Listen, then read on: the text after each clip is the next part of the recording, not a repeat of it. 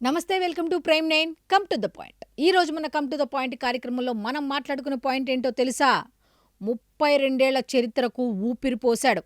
ప్రపంచ రికార్డు సాధించాడు, అవార్డులు సాధించాడు, ర్యాంకింగ్ పెంచాడు. అసలు దేని స్థాయిని పెంచాడు అనే దాని మీద 32 ఏళ్ల చరిత్రను తిరగతిప్పినటువంటి పవన్ కళ్యాణ్ గారి గురించి ఈరోజు మనం ఎందుకు చెప్పుకోబోతున్నాము అంటే, ఏప్రిల్ 24 పంచాయతీరాజ్ వ్యవస్థ దినోత్సవం, పంచాయతీరాజ్ శాఖ దినోత్సవం జరుపుకోబోతున్నాం.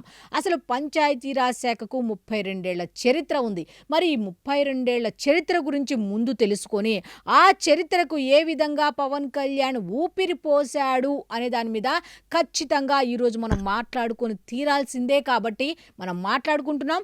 ఈ వీడియో చివరి వరకు చూడండి. మీ అభిప్రాయాన్ని తప్పకుండా కామెంట్ రూపంలో తెలియచేయండి. ఎందుకంటే మీ కామెంట్ చాలా చాలా ఇంపార్టెంట్. కాబట్టి పనిచేస్తున్న వ్యక్తి గురించి చెప్పుకుంటున్నాం కాబట్టి 10 మందికి కూడా షేర్ చేయాల్సిన బాధ్యత మీపై ఉంది. కాబట్టి పవన్ కళ్యాణ్ ఏం చేస్తున్నాడు అనే వాళ్ళందరికీ కూడా రీచ్ అవ్వాలి. కాబట్టి ఒక శాఖ యొక్క దినోత్సవం జరుపుకుంటుంటే ఒక వ్యక్తి గుర్తుకొస్తున్నాడు అంటే, అది కూడా 32 ఏళ్ల చరిత్ర ఉన్నటువంటి ఒక శాఖ దినోత్సవాన్ని జరుపుకుంటుంటే, నిన్న కాక మొన్న వచ్చిన ఒక వ్యక్తిని గుర్తు చేసుకుంటున్నాము అంటే, ఎంత మంచి పనులు, ఎంత గొప్ప పనులు ఆ శాఖకు సంబంధించి చేసి ఉంటే గాని చెప్పుకుంటున్నాం. కాబట్టి ఈ బాధ్యత మీరు తీసుకోండి, షేర్ చేయండి 10 మందికి కూడా. అయితే ఇక పాయింట్లోకి వెళ్ళిపోదాం. అదేంటంటే 1992 73వ రాజ్యాంగ సవరణ ద్వారా ఈ పంచాయతీరాజ్ సంస్థలకు రాజ్యాంగ హోదా కల్పించారు. అయితే 1993 ఏప్రిల్ 24 నుంచి మాత్రం ఇది అమల్లోకి వచ్చింది. కాబట్టి ప్రతి సంవత్సరం 32 ఏళ్లుగా ఈ ఏప్రిల్ 24న జాతీయ పంచాయతీరాజ్ దినోత్సవాన్ని నిర్వహించుకుంటున్నారు. అయితే దీని ముఖ్య ఉద్దేశం ఏంటి అంటే, గ్రామీణ ప్రాంతాల్లో అభివృద్ధిలో ప్రజలను భాగస్వామ్యం చేయటం, ఆ అభివృద్ధికి సంబంధించి ప్రణాళికలు వేయటం, ఆ ప్రణాళికలను అమలు చేయటం అనేది ఈ శాఖ యొక్క ముఖ్య ఉద్దేశం. అయితే 32 ఏళ్ళు 1992 నుంచి ఇప్పటిదాకా లెక్కేసుకుంటే ఎలా అంటే 32 ఏళ్ల చరిత్ర. అయితే ఇప్పుడు పవన్ కళ్యాణ్ గారిని గుర్తు చేసుకోవాల్సిన అవసరం ఎందుకు అంటే, గత కొన్నేళ్లుగా ఈ శాఖ కుంటుబడింది. ఈ శాఖకు సంబంధించి కొంతమంది ప్రవేశించటం వల్ల ఈ శాఖకు సంబంధించిన పురోగతి అనేది ఎక్కడా కూడా కనిపించట్లేదు. అయితే 2024లో ఆంధ్రప్రదేశ్ ఉప ముఖ్యమంత్రిగానే కాకుండా పంచాయతీరాజ్ గ్రామీణాభివృద్ధి శాఖను తీసుకున్నటువంటి పవన్ కళ్యాణ్ గారు ఎప్పుడైతే ఈ శాఖ కుంటుబడింది అని అనుకున్నారో, అప్పటి నుంచి ఏం చేశారు అంటే, ఈ శాఖను శాఖ తీసుకున్న దగ్గర నుంచి కూడా నిందలే. ఈ శాఖను ఎలా తీసుకుంటాడు, పిచ్చా, వెర్రా, చాదస్తమా అన్నారు. కాకపోతే ఆయన దృష్టిలో ఉంది ఒక్కటే, గ్రామ స్వరాజ్యం. గాంధీజీ కలలు కన్న గ్రామ స్వరాజ్యం కావాలి అంటే గ్రామాలు అభివృద్ధి చెందాలి. గ్రామాలు అభివృద్ధి చెందితేనే దేశం అభివృద్ధి చెందుతుంది అన్న దృష్టితో ముందు గ్రామీణాభివృద్ధిని ఎందుకు తీసుకున్నారు ఆ శాఖను అంటే, ఇందుకోసమే ఫస్ట్ గ్రౌండ్ లెవెల్ నుంచి పనిచేసుకుంటూ వెళ్ళాలి అన్న ఉద్దేశంతో ఈ పంచాయతీరాజ్ శాఖను తీసుకోవటం జరిగింది.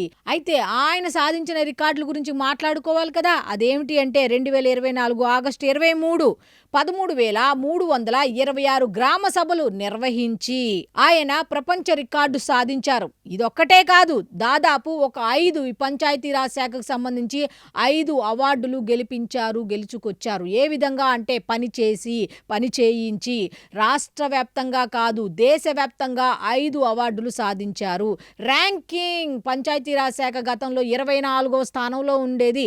కేవలం వచ్చిన 22 నెలల్లో పదవీ బాధ్యతలు స్వీకరించిన కేవలం 22 నెలల్లో మొదటి స్థానానికి తీసుకెళ్లారు అంటే, ఆ వ్యక్తి యొక్క పనితీరు ఏ విధంగా ఉంది, పని చేయించుకునే విధానం ఎలా ఉంది, లీడర్షిప్ ఎలా ఉంది, ఆయన మనసు ఎలాంటిది, ఆయన వ్యక్తిత్వం ఎలాంటిది, ఆయన పనితీరు ఎలా ఉంటుంది అనే దాని మీద ఖచ్చితంగా మాట్లాడుకుంటున్నాం. ఎందుకంటే 24వ స్థానంలో ఉన్న పంచాయతీరాజ్ శాఖను మొదటి స్థానానికి తీసుకువెళ్లారు.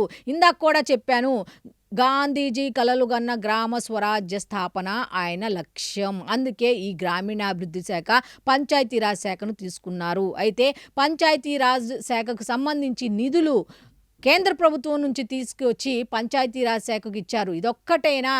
రోడ్లు ఇప్పుడు ఏ గ్రామానికి వెళ్ళినా పవన్ కళ్యాణ్ గారిని దేవుడని ఎందుకు అంటున్నారు అంటే, గ్రామ ప్రజలకు మౌలిక వసతులు కావాలి, కనీస రోడ్లు ఉండాలి అన్న ఉద్దేశంతో ఏ గ్రామానికైనా వెళ్ళండి, వాళ్ళు చెప్తున్నది ఒకటే మాట. అన్నా నువ్వు వచ్చాకే, గ్రామీణాభివృద్ధి శాఖ మంత్రిగా, పంచాయతీరాజ్ శాఖ మంత్రిగా నువ్వు వచ్చాకే మా గ్రామానికి రోడ్లు వచ్చాయని చెప్తున్నారు. ఇది ఎవరో పబ్లిసిటీ కోసమో లేకపోతే ఇంకొకళ్ళు చెప్తున్న మాట కాదు. గ్రామాల్లోకి వెళ్తే తెలుస్తోంది ఏం చేశారు అనే దాని మీద. అయితే ఇది ఒకటే కాదు, కరెంటు లేని గ్రామాలకు కరెంటు ఇచ్చారు. అలాగే ఆసుపత్రుల్లో బ్లడ్ లేక గిరిజన గ్రామస్తులు ఇబ్బంది పడుతుంటే అక్కడ కూడా బ్లడ్ బ్యాంకులు ఏర్పాటు చేశారు మహిళల కోసం. అయితే రక్తహీనతతో బాధపడుతూ ప్రాణాల మీదకు తెచ్చుకుంటున్నారన్న విషయం ఆయన దృష్టికి వెళ్ళంగానే అక్కడ బ్లడ్ బ్యాంకులు కూడా ఏర్పాటు చేశారు. మానవత్వం ఉన్నవాళ్ళు మాత్రమే ఇటువంటి పని చేయగలరు. ఎందుకు అంటే గ్రామ ప్రజలు ఇంపార్టెంట్, గ్రామాలు ఇంపార్టెంట్, గ్రామీణాభివృద్ధి ఇంపార్టెంట్. అది కేవలం పంచాయతీరాజ్ శాఖ వల్లే జరుగుతుంది. ఆ శాఖకు సంబంధించిన మంత్రి ఎవరు అయితే ఖచ్చితంగా పని చేయాలి అనే ఉద్దేశంతో ఉంటారో అటువంటి వాళ్ళకు మాత్రమే ఈ గ్రామీణుల సమస్యలు కనిపిస్తాయి. ఆ గ్రామ సమస్యలు వారి దృష్టికి వస్తాయి. ఇప్పుడు ఏ సమస్య వచ్చినా పలానా దగ్గర రోడ్డు లేదు, డిప్యూటీ సీఎం పవన్ కళ్యాణ్, పలానా దగ్గర కరెంటు లేదు, డిప్యూటీ సీఎం పవన్ కళ్యాణ్, పలానా గ్రామంలో ఈ సమస్య ఉంది, రహదారి లేదు, గ్రామాలకి మధ్య రహదారులు లేదు అనగానే డిప్యూటీ సీఎం పవన్ కళ్యాణ్, పంచాయతీరాజ్ శాఖ మంత్రి పవన్ కళ్యాణ్. ఎందుకు గుర్తుకొస్తున్నాడు అంటే అక్కడ వాళ్ళకి ఏం కావాలో చూస్తున్నారు, వాళ్ళ సమస్య పరిష్కారానికి చర్యలు తీసుకుంటున్నారు కాబట్టి అందరికీ ఆయన గుర్తొస్తున్నారు. మరి పంచాయతీరాజ్ శాఖ అనగానే ఎవరు గుర్తుకొస్తారు ప్రస్తుత పరిస్థితుల్లో అంటే పవన్ కళ్యాణ్ గారే గుర్తుకొస్తారు. ఈ జాతీయ పంచాయతీరాజ్ శాఖ దినోత్సవం రోజు ఆయన్ని ఖచ్చితంగా తలుచుకోవాల్సిన అవసరం ఉంది. ఎందుకంటే ఇది మనకు తెలియకపోవచ్చు, గ్రామీణ ప్రాంతాలకు వెళ్తే తెలుస్తోంది ఆయన ఏం చేశారు అనేది గ్రామీణ ప్రాంతాలకు వెళ్తే తెలుస్తుంది.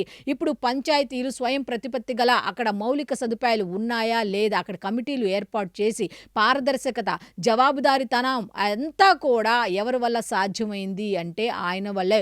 ఉపాధి హామీ కూలీలు కూడా చక్కగా వాళ్ళ పని దినాలు యూజ్ చేసుకుంటూ, ఎలాగా అంటే కనీసం ఇదివరకు దాకా వద్దు, మొన్న ఏప్రిల్లో కూడా మిగతా రాష్ట్రాలు ఎవరు కూడా వాళ్ళకు సంబంధించిన పని దినాలకు సంబంధించి ఎవరు కల్పించరా. కానీ ఆంధ్రప్రదేశ్ మాత్రం మొదటి స్థానంలో ఉంది అంటే ఈ క్రెడిట్ అంతా ఎవరికి వెళ్తుంది అంటే పంచాయతీరాజ్ శాఖ మంత్రి పవన్ కళ్యాణ్ గారికి వెళ్తోంది. సో ఈ పంచాయతీరాజ్ దినోత్సవం రోజున మాత్రం ఖచ్చితంగా ఆయనకు మాత్రం మనం ధన్యవాదాలు తెలుపుకోవాల్సిందే అని ఈ సందర్భంగా ఈరోజు ఈ కమ్ టు ద పాయింట్ కార్యక్రమంలో ఆయన గురించి చెప్పడం జరిగింది. సో ఈ వీడియో ఫుల్గా చూడండి, మీ అభిప్రాయాన్ని తప్పకుండా కామెంట్ రూపంలో తెలియచేయండి. సో ఇది ఈనాటి కమ్ టు ద పాయింట్ కార్యక్రమం. మళ్ళీ రేపటి కమ్ టు ద పాయింట్ కార్యక్రమంలో కలుసుకుందాం. అంతవరకు సెలవు, నమస్కారం.